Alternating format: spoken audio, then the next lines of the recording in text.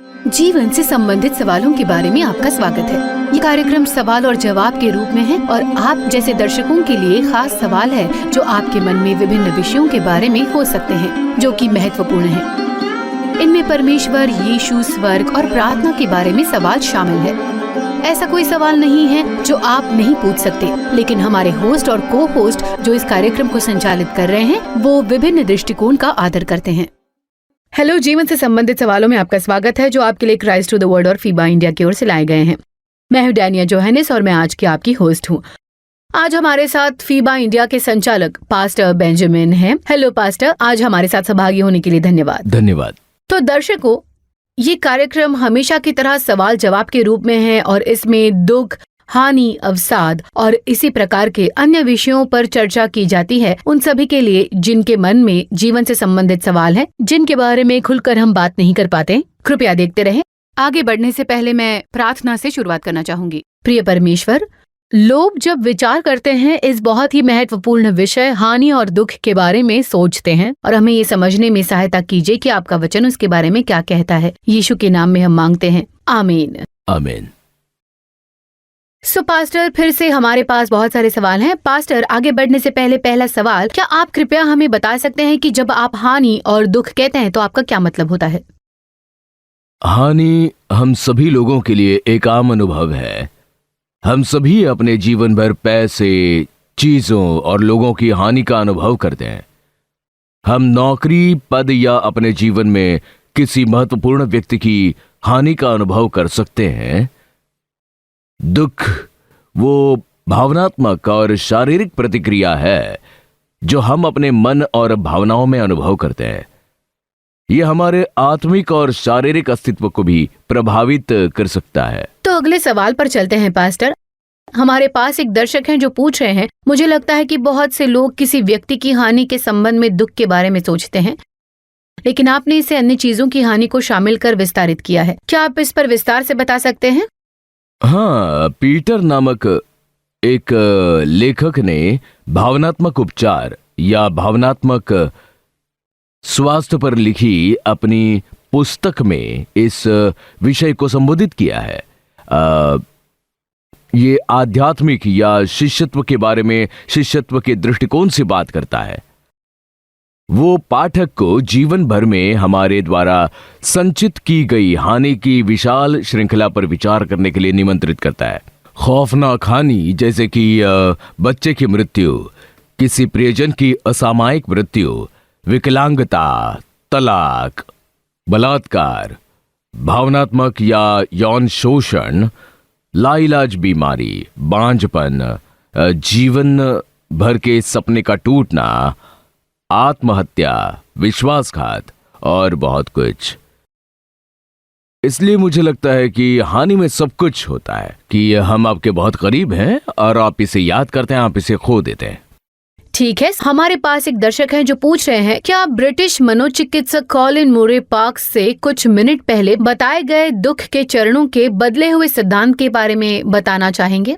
ये उस श्रोता के लिए थोड़ा गहराई से और व्यापक रूप से जानने में सहायता कर सकता है जो इस समय दुख का अनुभव कर रहा है या किसी को जो दुख की प्रक्रिया में है जानता है।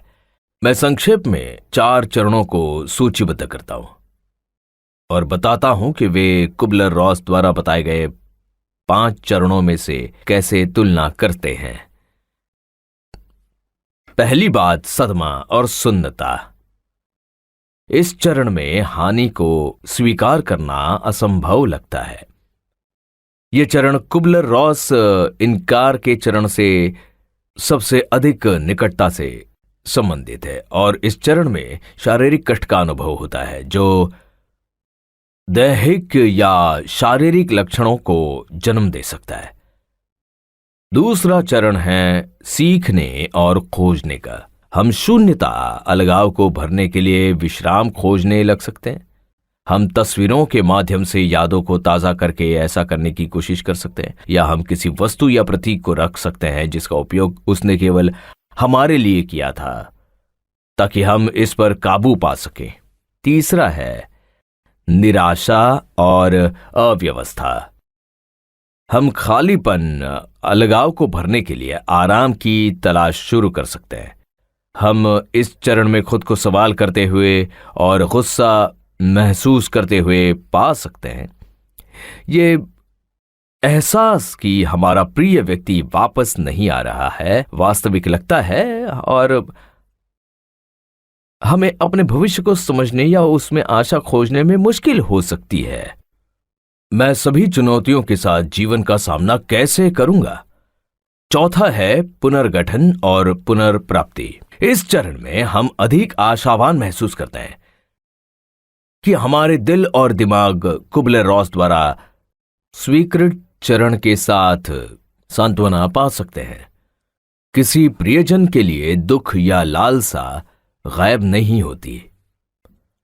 हालांकि हम उपचार की ओर बढ़ते हैं और दूसरों के साथ फिर से जुड़ते हैं, अपने प्रतिदिन के जीवन में कुछ सामान्यता लाने के लिए छोटे छोटे रास्ते ढूंढते हैं। लेकिन मैं आपको बताना चाहता हूं, ऐसे लोग हैं जिन्होंने अपने प्रियजन को खो दिया है, लेकिन वे दूसरों से इस व्यक्ति के बारे में सुनने की इच्छा रखते हैं, इसलिए वे उन लोगों से मिलते रहते हैं। मेरे पिताजी ने आपको आखिरी बार क्या बताया था? आप जानते हैं, यादों को ताजा रखने के लिए वे नियमों को स्वीकार करते हैं और फिर भी वे इससे निपटना चाहते हैं और कहते हैं हाँ, ये यादें ताजा हैं। ठीक है, इस विस्तृत स्पष्टीकरण के लिए धन्यवाद पास्टर, ये बहुत ही विस्तृत था। तो अगले प्रश्न पर चलते हैं। हमारे पास फ्लोरा पूछ रही हैं, आपने पहले एक लेखक का उल्लेख किया है जिसने भावनात्मक स्वास्थ्य और इस क्षेत्र में दुख हमें कैसे प्रभावित करता है। मुझे लगता है कि ये पीटर कज़ेरो थे। दुख की भावनाओं, चरणों और चेहरों के संबंध में उनके पास क्या है? अब जानते हैं, पीटर आध्यात्मिक दृष्टिकोण से सहायक दृष्टिकोण प्रदान करता है। ये एक है कि कैसे आध्यात्मिक अनुभव वाले लोग भी हानि और दुख से जूझ सकते हैं। अब मेरा मानना है कि हम सभी मनुष्य हैं और हमें नियमों को स्वीकार करने की जरूरत है, न कि उन्हें आध्यात्मिक बनाने की। हम नियंत्रण खोने का विरोध करते हैं। हम में से ज्यादातर लोग जीवन भर नियंत्रण को और लगातार महत्व देते हैं। दुख और हानि के लिए समर्पण और उदारता की जरूरत होती है। हम अपनी उस भावना का विरोध करते हैं। इसलिए जब दर्द आता है तो प्रवृत्ति दूसरों का ध्यान हटाकर और रिफ्लेक्ट करके या कभी कभी दूसरों को दोष देकर इसे अस्वीकार करने और कम करने की होती है। मुझे नहीं पता कि क्या आप इन लोगों से मिले हैं जो होने वाली बातों के लिए दोष देते हैं और कुछ भी नहीं समझते, और यही सुन्नता है। दूसरा यह है कि हम हानि को रुकावट के रूप में देखते हैं।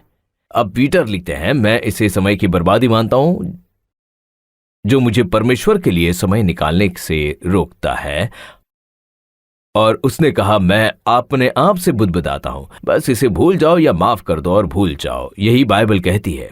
वो आगे लिखता है, एक दुखद हानि के बाद मैंने दबाव महसूस किया और दूसरों पर भी दबाव डाला कि वे सामान्य हो जाएं और जितनी जल्दी हो सके सेवकाई के काम पर वापस आ जाएं।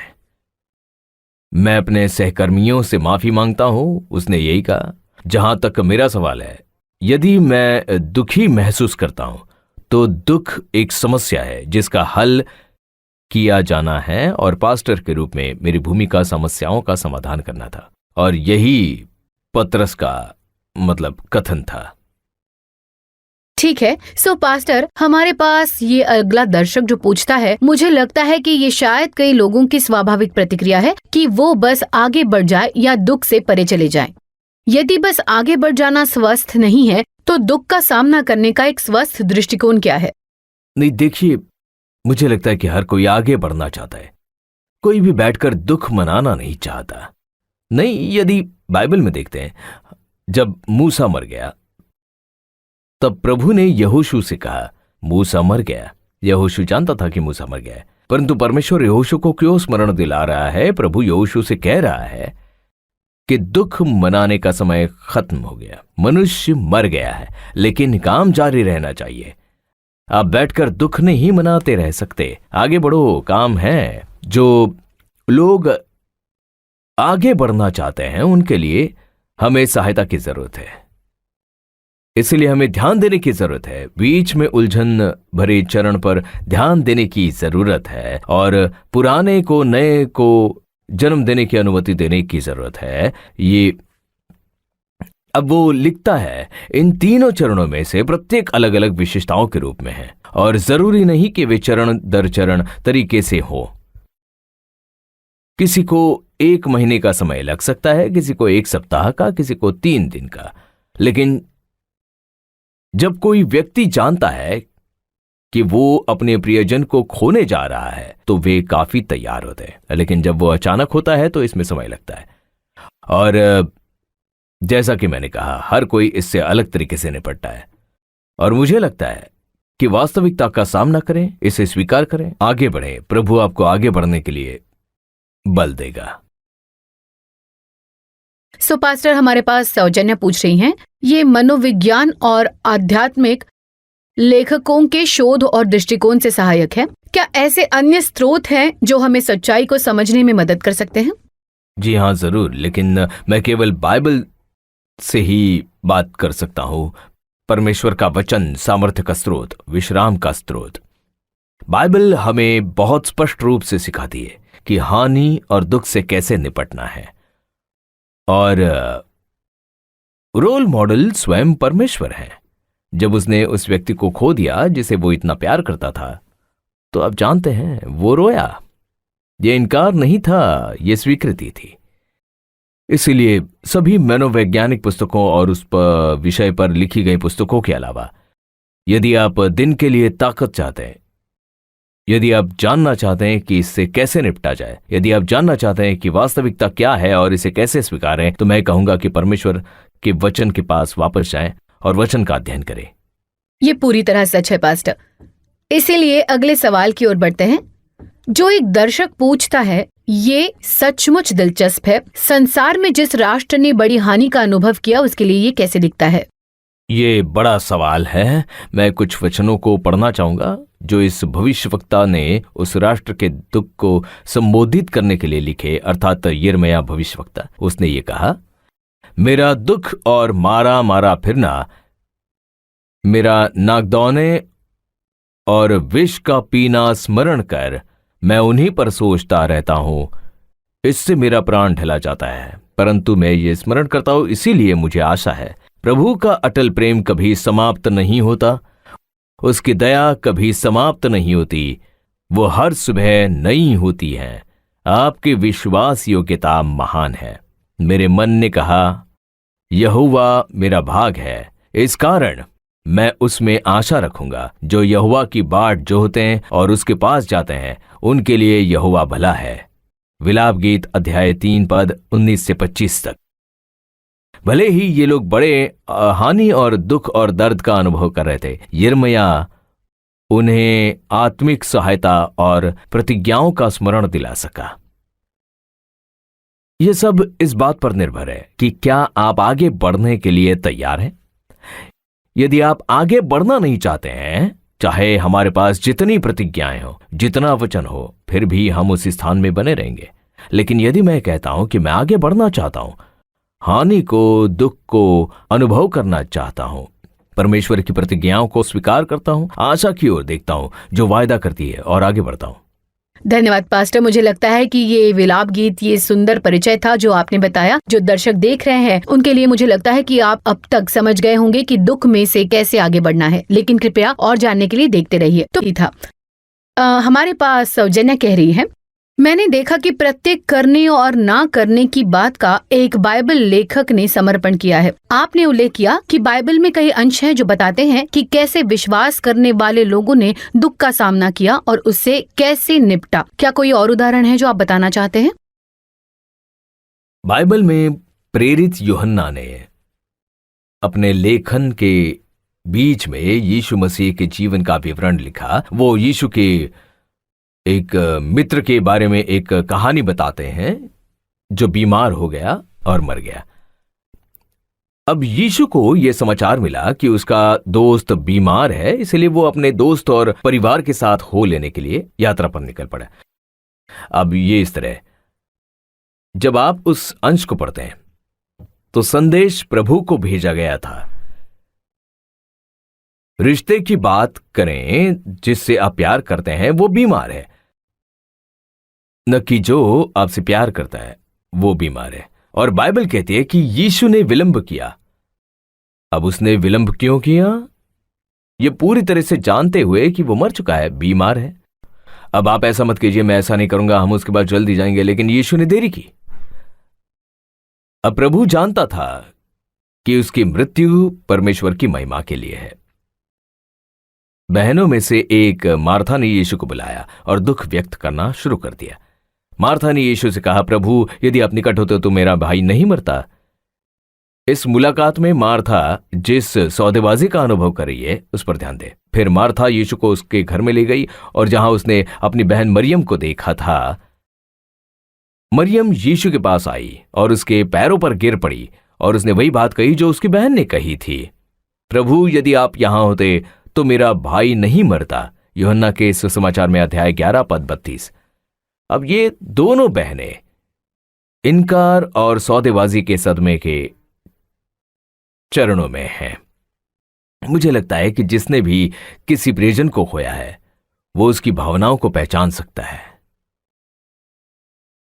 यीशु ने उनकी सारी बातें सुनी और जब यीशु ने उसे रोते देखा तो जो यहूदी वहां वे और उन्हें सांत्वना देने आए थे वे भी उसके पीछे चले गए। और यीशु ने पूछा, तुमने उसे कहां रखा है? वे उसे कब्र पर ले गए। बाइबल कहती है यीशु रोया। अब बहुत ध्यान से सुने, यदि यीशु जानता था कि उसका दोस्त वापस जीवन पाने वाला है, वो क्यों रोया? और मेरा मानना है कि यीशु इसलिए रोया ताकि प्रिय व्यक्ति के वियोग के साथ वो समानता बना सके। वो जानता है कि आप किस बात में से होकर गुजरे, वो जानता है आपका दुख क्या है, वो जानता है आपकी भावना क्या है। वो बैठकर ये नहीं कहता ठीक है उन्हें रोने दो, वो रोता है। यीशु जानता है कि उसका दोस्त मरे हुए में से जी उठेगा, लेकिन वो फिर भी उस परिवार और मित्रों के दुख को समझ गया है। और जब आप ये जानने के लिए सुनते हैं कि जिस दर्द में से आप होकर गुजरे हैं वो उसे समझता है, आंसू को जानता है, वो खामोश सवाल जो आप पूछ रहे हैं उसके कानों में गूंजता है।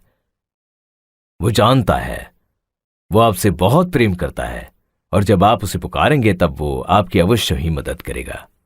धन्यवाद पास्टर। मुझे लगता है कि ये बहुत ही उत्तम उदाहरण था कि कैसे यीशु ने उनके दुख को समझा और स्वयं भी दुखी हुआ। तो उस उदाहरण के लिए धन्यवाद। अगले प्रश्न पर चलते हैं। यदि मेरा कोई दोस्त या परिवार का सदस्य है जिसने दुख का अनुभव किया है और दुख से जूझ रहा है, तो आप मुझे उनके दुख में उनके साथ कैसे बात करने की सलाह देंगे? बचने या ठीक करने से बचें, जबरदस्ती ना करें, खुद को उपलब्ध कराएं। बहुत आसान है।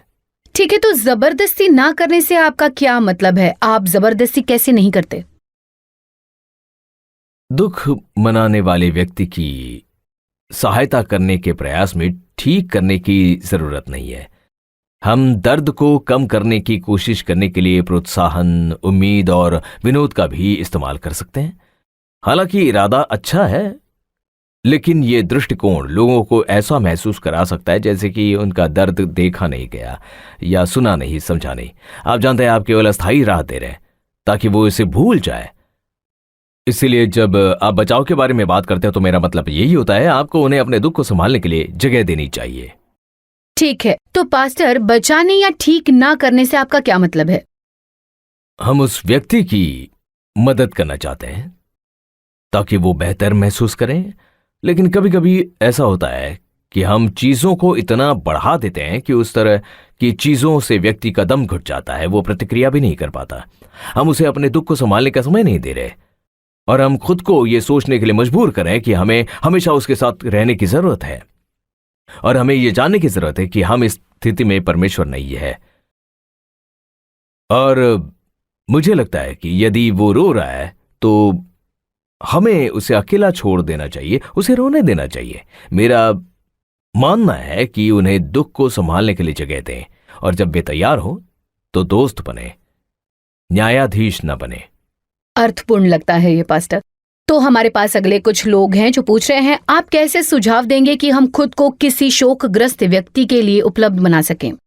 जैसा कि मैंने कहा, लोगों को शोक मनाने के लिए जगह दें। उस व्यक्ति को बताएं कि जब वे तैयार हों तो हम उपलब्ध हैं। हम उन्हें हमारे साथ बात करने के लिए निमंत्रित कर सकते हैं, लेकिन यदि वे तैयार नहीं हैं तो उन्हें समझ और प्रमाण देना याद रखें। उन्हें याद दिलाएं कि आप उनके साथ हैं और आपके पास आने में संकोच न करें। मुझे लगता है कि जो महत्वपूर्ण है वो ये है कि व्यक्ति को पता हो कि वे कभी भी आप पर निर्भर रह सकते हैं। इसी की जरूरत है। ये अत्यंत एक व्यवहारिक सुझाव है पास्टर। सो और कुछ है जो आप हमारे दर्शकों के साथ हानि और दुख के बारे में बांटना चाहेंगे? जैसा कि मैंने आपको बताया, हानि वास्तविक है, हम सभी उसमें से होकर गुजरते हैं, उम्र मायने नहीं रखना। दुख की बात जहां आती है तो हम सब दुख मनाते हैं। हम कैसे दुख मनाते हैं ये हर व्यक्ति के अनुसार अलग होता है। दुख एक मौत से या तलाक, घर बदलने, नौकरी बदलने, खालीपन आदि से जीवन में आए बदलाव के कारण हुई हानि की गहरी भावना है। दुख वह मुश्किल प्रयास है भीतर के संघर्ष से निपटने का। दुख कभी कभी असहनीय हो सकता है। ये घोर निराशा की ओर ले जा सकता है। दुख हमें समय देता है, हानि को कम करता है। हमारा समाज कहता है इससे उबर जाओ या इससे भी बदतर इसे दफना दो, लेकिन परमेश्वर ने हमें स्मरण दिलाया कि अलगाव दुख देता है, हानि दुख देती है। रोने में कोई बुराई नहीं, लेकिन हमेशा ही जय पाने का मौका होता है। ये बहुत सुंदर रूप से समझाया है पास्टर, धन्यवाद।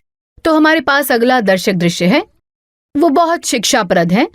मुझे अच्छा लगता है कि कैसे वो हमें ये समझने में मदद करता है कि दुख कोई ऐसी चीज नहीं जिससे छुटकारा पाना या उबरना है, बल्कि इसके सकारात्मक लाभों को देखना है। क्या और कुछ भी है? हाँ, मुझे उनके द्वारा बताई गई कुछ बातें पसंद है जो हमें दुख और शोक के बीच अंतर करने में मदद करती है। दुख और शोक दो अलग अलग बातें हैं। दुख हानि की सभी आंतरिक भावनाओं से बनता है। शोक उन आंतरिक भावनाओं की अभिव्यक्ति है जो बाहर से किया जाता है, और इसमें रोने जैसे भावनात्मक लक्षणों से कहीं ज्यादा शामिल होता है। दुख कोई भी व्यक्ति महसूस कर सकता है जो मृत्यु के कारण खोया हुआ महसूस करता है, लेकिन दुख यात्रा के दौरान ठीक होने के लिए शोक मनाना चाहिए। इन दोनों में निश्चित रूप से अंतर है। आप दुख करते समय शोक या विलाप कर सकते हैं, कम समय के लिए या लंबे समय के लिए भी हो सकता है। फिर से यह निर्भर करता है, ये कम समय के लिए या लंबे समय के लिए हो सकता है, लेकिन हमें दोनों से निपटने की जरूरत है। हाँ, ये अर्थपूर्ण लगता है। स्पष्टीकरण के लिए धन्यवाद। मैं अंदर से शोक मना सकता हूँ, भले ही मैं बाहरी रूप से शोक ना मना रहा हूँ, ये वही दर्शक कहता है। दुख के विषय में शिक्षा प्रदान करने वाले मार्क मैक्सविनी ने कुछ सहायक मुद्दे दिए हैं। दफनाना सही तरीके से किए गए दुख की यात्रा में होने की स्थिति है। जब मैं कहता हूं कि दुख का फटना सामान्य है, तो अब ये स्थिति या स्थिति की यादों के एहसासों से उभर कर आता है। अब यहां हमें ऐसे लोगों की जरूरत है जो समझेंगे, क्योंकि वे कभी कभी अत्यधिक चिड़चिड़े हो सकते हैं, वे गुस्सा हो जाते हैं उसी व्यक्ति की वजह से नहीं जिसमें से होकर वो गुजर रहे हैं। समय चंगा करता है, ये झूठ है। उसमें समय लग सकता है, और मैं सोचता हूं कि हमें धीरज की जरूरत है। दुख पूरी तरह से जाता नहीं, परंतु वो विलाप से आनंद में बदल सकता है। मेरा मानना है कि चाहे दुख हो या विलाप, हमेशा उसमें से बाहर निकलने का रास्ता होता है। उसके लिए समय की जरूरत होती है, उसके लिए धीरज की आवश्यकता है, उसके लिए समझ की आवश्यकता है, उसके लिए संवेदनशील हृदय, आलोचना न करने वाले हृदय की आवश्यकता है, उसके लिए धीरज की आवश्यकता है। धन्यवाद पास्टर। आज का विषय अत्यंत महत्वपूर्ण विषय है और आपने हमें दुख और हानि की और बड़ी समझ प्रदान की है और ये बताया है कि उसका सामना कैसे करें। हम जानते हैं कि हानि से निपटने के स्वस्थ और अस्वस्थ तरीके हैं और आपने हमें बहुत सुंदर ढंग से समझाया। धन्यवाद पास्टर। क्या ऐसा कुछ है जो आप कुछ कहना चाहेंगे, ऐसा कुछ जो आप चाहते हैं कि हम जानें? केवल 3 प्रकार की बातें हैं जब दुख और हानि की बात आती है। तो पहली बात यह है, वे लोग जिन्होंने उसे अनुभव किया है। दूसरी बात, वे लोग जो उसका अनुभव कर रहे हैं। तीसरी बात, वे लोग जिन्होंने अब तक उसे अनुभव नहीं किया है। हानि अटल है, दुख अटल है। यदि ये 2 बातें अटल हैं तो उन पर जय पाने का एक तरीका है, बैठे मत रहिए। अपनी हानि वास्तविक है, दर्द वास्तविक है, कभी कभी ये आप में घाव छोड़ जाता है, परंतु मैं अवश्य ही आपको बताऊंगा क्योंकि मैं उसमें से होकर गुजरा हूं और परमेश्वर ने मुझे अपने वचन से, मेरे आसपास के लोगों की ओर से मुझे बल देकर उस दुख और दर्द या हानि में मेरी सहायता की। इसलिए मैं केवल परमेश्वर के वचन से नहीं बोल रहा हूं, मेरे अनुभव से भी बोल रहा हूं। धन्यवाद पास्टर। आपके अनुभव से और आपके विशाल ज्ञान से आपने हमें ये विषय बहुत अच्छी तरह से समझाया। फिर से एक बार धन्यवाद आज हमारे साथ शामिल होने के लिए। और सारे दर्शक जिन्होंने घर में बैठकर इस कार्यक्रम को देखा और सुन रहे होंगे, हम विश्वास करते हैं कि आप किसी न किसी तरह से आशीषित हुए होंगे। हमारा विश्वास है कि वचन आप तक पहुंचा है। वो लोग जिन्होंने अपने प्रिय व्यक्ति की मृत्यु को अनुभव किया होगा या प्रियजन को खोया होगा, हम प्रार्थना करते हैं इस कार्यक्रम से आपको सहायता प्राप्त हो। यदि आप ऐसे किसी व्यक्ति को जानते हैं जिससे किसी से बात करने की या दुख से संबंधित सलाह लेने की जरूरत है, तो आप फीबा को लिख सकते हैं। जो नंबर दिखाई दे रहा है उस पर फोन कर सकते हैं। कृपया प्रार्थना करते रहे। हमारा विश्वास है कि इस कार्यक्रम ने आपको छू लिया। आप जानते हैं, मैं सोच रहा था कि आप सवाल कर रहे हैं, मेरा मतलब है उत्तरों के जवाब पा रहे हैं। आपके लिए अच्छा होगा कि ऐसे लोगों को निमंत्रण दे जो इस दर्द और दुख से होकर गए हैं। उन्हें आपके कार्यक्रम में निमंत्रण दे, उन्हें बताने दे कि वे अपने संघर्ष से कैसे बाहर निकल कर आए। ये और वास्तविक होगा और आप उनसे प्रत्यक्ष सुन सकते हैं। बिल्कुल पास्टर। इसीलिए जैसे कि पास्टर ने बताया है, जिन लोगों ने इन बातों का अनुभव किया है या यदि आप ऐसे किसी व्यक्ति को जानते हैं जिन्होंने दुख या हानि का अनुभव किया है या जो वर्तमान समय में इसका अनुभव कर रहे हैं, तो कृपया हमसे भेंट कीजिए। आप हमसे बात कर सकते हैं और आप काफी दर्शकों से, आपके जैसे दर्शकों से भी बात कर सकते हैं जो उसका अनुभव कर रहे होंगे। हमें बताइए कि आप कैसे उसमें से होकर गुजर रहे हैं और अपने परमेश्वर की सहायता से उस पर कैसे जय प्राप्त की। धन्यवाद पास्टर हमें बताने के लिए कि दर्शक भी आकर कार्यक्रम में बात कर सकते हैं। धन्यवाद। कृपया देखते रहिए। हम जीवन से संबंधित सवालों के साथ आपके पास वापस आएंगे जो क्राइस्ट टू द वर्ल्ड और फीबा इंडिया की ओर से ले आए हैं। धन्यवाद पास्टर। देखने के लिए धन्यवाद। यहोवा तुझे आशीष दे और तेरी रक्षा करे। यहोवा तुझ पर अपने मुख का प्रकाश चमकाए और तुझ पर अनुग्रह करे। यहोवा अपना मुख तेरी ओर करे और तुझे शांति दे। आप मोबाइल पर और व्हाट्सएप क्रमांक 8448877757 पर हम तक पहुंच सकते हैं।